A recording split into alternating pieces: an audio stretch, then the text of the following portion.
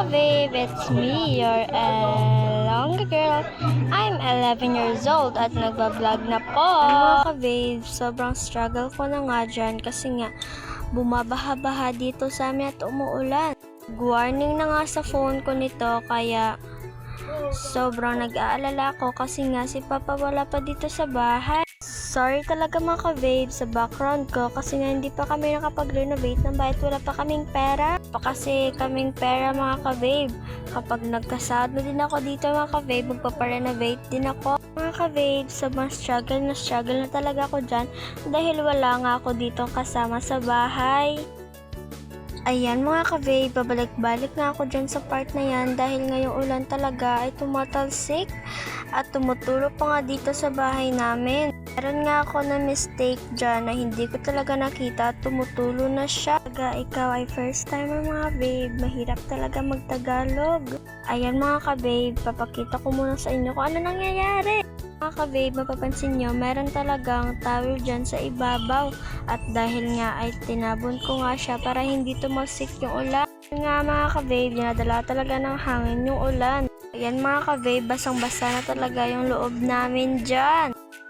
Lalatag na muna ako sa sahig mga ka-babe, agud.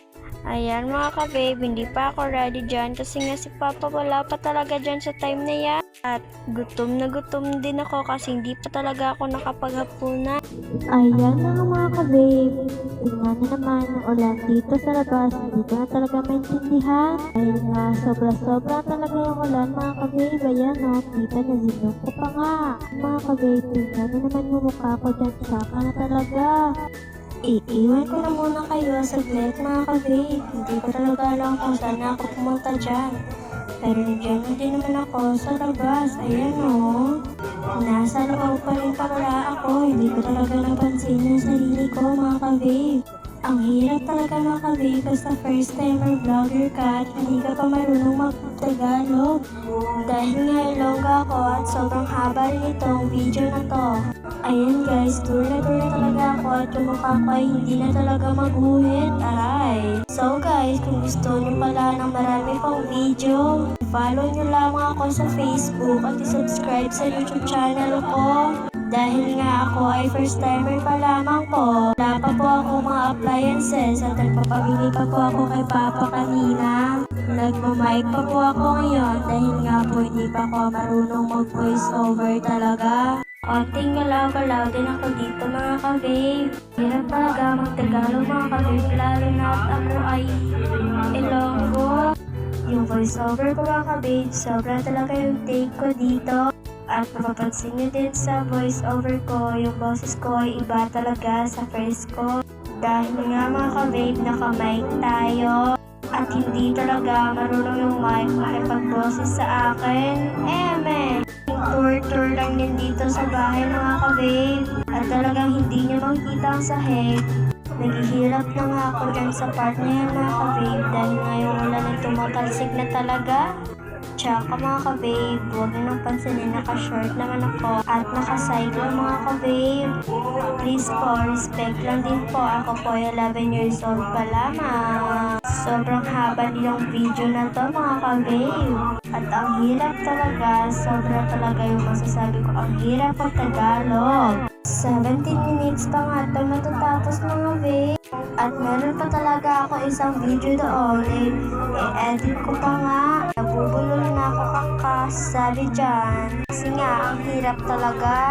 Ano ba kasi yung inspirasyon ko? Bakit ako nag-vlog? Yung inspirasyon ko po kasi, gusto ko po kasi maging katulad po ni Basudanyang vlogger. Nakaahon po siya dahil po sa pag-vlog niya. Pasensya na po sa kanila mga ka-babe dahil natagulan siya ng basa sa ulan. Ayan mga ka-babe, konting chat. Ayan mga ka-babe, konting tour muna. Ayan, naglatag ako dyan dahil nagbabasa-basa na dun sa labas. Ayan mga ka-babe, hindi ko alam. Talagang gusto ko na talaga mga ka-babe. Magpahinga na ngayon. Ayan na mga ka-babe, meron ako dyang flashlight, mini fan na naka-ready. Sobrang basa na talaga yung kurtina namin sa likod mga ka-babe. Yung pink naman na kurtina mga ka-babe, parang pintuan na rin siya namin. Sabi ko nga mga ka-babe, meron akong flashlight sa tabi, baka kasi mag-brown out mga ka-babe. Grabe na talaga yung ulan dyan. At bahang-baha na talaga sa labas mga ka-babe. Ayan mga ka-babe. Chill lang muna ako dito. Hindi ko nga kayo maalis dyan mga ka-babe. Yun nga ako ay naka-steady charge. Ako nga lumabas dyan mga ka-babe eh. Kaso bawal talaga eh. Tsaka na dyan sa mga part na yan mga ka-babe eh. Kadalasan ang inspirasyon ko ay si Trans Papa. Ang proud na proud ako sa kanya mga ka-babe. Tsaka na nga dito yung atake ko mga ka-babe. At hindi ko na nga alam yung gagawin ko mga ka-babe. Dahil isa-isa at sila nagtuturo dyan mga ka-babe. Hindi ko na alam mga ka-babe. Tayo nagaling nagturo dyan mga ka-babe. Siyahan niyo na po yung boses ko ngayon. At kung meron po ako kubo, ayan nga mga ka-babe. 8 minutes na lang ngayon yung vlog ko mga ka-babe.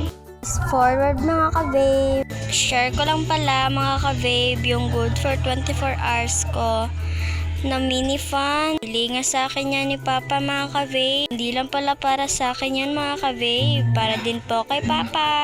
Ayan mga ka-babe. Tumingala lang ako dyan. Wala talagang magawa eh.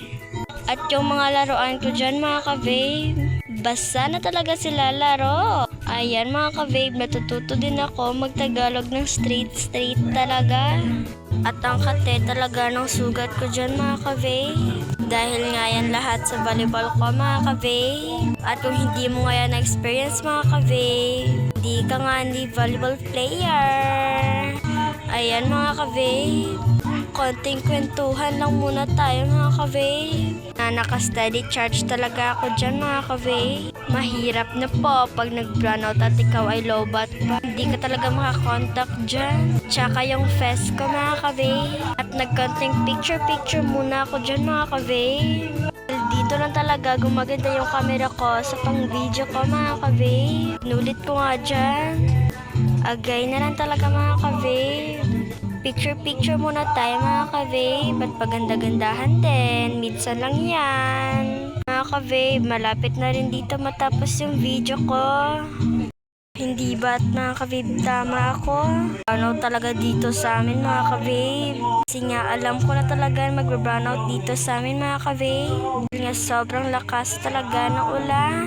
At talagang kumikidlat-kidlat din dito mga ka-babe. Para na nga siyang light, hindi ba? Ayan mga ka-babe, buti na lang meron akong flashlight mga ka-babe. Hindi yan akin. Tita ko po yan mga ka-babe. Kasi po, yung malaki ko pong flashlight na pinakita ko po kanina, hiniram niya po at swap po muna kami. Dahil nga po pumunta po siya kay mama ka-babe. Lang po, thank you for watching!